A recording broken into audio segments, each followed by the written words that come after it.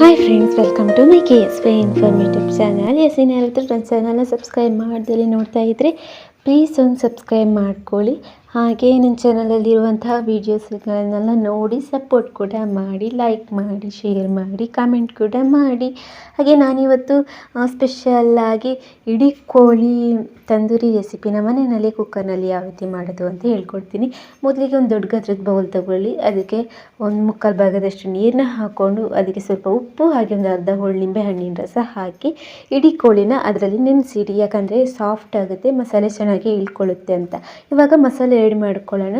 ಇನ್ನೊಂದು ಬೌಲ್ಗೆ 1 tea spoon ಆಗುವಷ್ಟು ತಂದೂರಿ ಮಸಾಲ, ಅರ್ಧ ಟೀ ಸ್ಪೂನ್ ಆಗುವಷ್ಟು ಧನಿಯಾ ಹುಡಿ, 1 ಟೀ ಸ್ಪೂನ್ ಆಗುವಷ್ಟು ಅಚ್ಚಕಾರದ ಹುಡಿ, ಹಾಗೆ 1 ಸ್ಪೂನ್ ಆಗುವಷ್ಟು ತೆಂಗಿನ ಎಣ್ಣೆ, ಹಾಗೆ 1 ಸ್ಪೂನ್ ಆಗುವಷ್ಟು ಕಾರ್ನ್ಫ್ಲವರ್ನ ಹಾಕ್ಕೊಳ್ಳಿ. ಹಾಗೆ ಇದಕ್ಕೆ 1.5 ಟೀ ಸ್ಪೂನ್ ಆಗುವಷ್ಟು ಗಟ್ಟಿ ಮೊಸರನ್ನ ಹಾಕ್ಕೊಳ್ಳಿ. ಹಾಗೆ ಮೇಲ್ಗಡೆ ಸ್ವಲ್ಪ ಕಸೂರಿ ಮೇಥಿನ ಪುಡಿ ಮಾಡಿಬಿಟ್ಟು ಹಾಕ್ಕೊಂಡು ಚೆನ್ನಾಗಿಯೇ ಮಿಕ್ಸ್ ಮಾಡ್ಕೊಳ್ಳಿ. ರುಚಿಗೆ ಎಷ್ಟು ಬೇಕಾಗುತ್ತೆ ನೋಡಿ ಅಷ್ಟು ಉಪ್ಪನ್ನ ಹಾಕ್ಕೊಂಡು ಚೆನ್ನಾಗಿ ಮಿಕ್ಸ್ ಮಾಡ್ಕೊಳ್ಳಿ.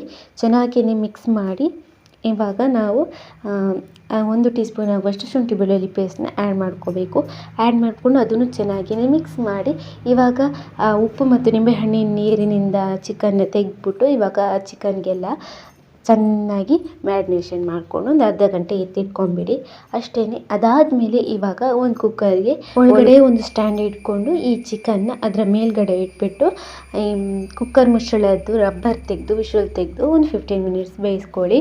ಅದಾದಮೇಲೆ ತೆಗೆದು ಮತ್ತೆ ಇವಾಗ ಗ್ಯಾಸ್ ಒಲೆ ಮೇಲೇ ಚೆನ್ನಾಗಿ ಕಾಯಿಸ್ಕೊಬೇಕಾಗುತ್ತೆ. ಒಂದು ಸ್ಟ್ಯಾಂಡ್ ಇಟ್ಬಿಟ್ಟು ಚೆನ್ನಾಗಿ ಎಲ್ಲ ಕಡೆ ಕಾಯಿಸ್ಕೊಂಡು ಚಿಕನ್ನ ಮೇಲ್ಗಡೆ ಎಣ್ಣೆ ಅಥವಾ ತುಪ್ಪನ ಸವರ್ಬಿಟ್ಟು ಚೆನ್ನಾಗಿ ರೋಸ್ಟ್ ಮಾಡ್ಕೋಬೇಕು. ಅಷ್ಟೇ. ಸೂಪರಾಗಿರುವಂತಹ ಚಿಕನ್ ತಂದೂರಿ ಮನೆಯಲ್ಲೇ ರೆಡಿ ಆಗೋಗುತ್ತೆ.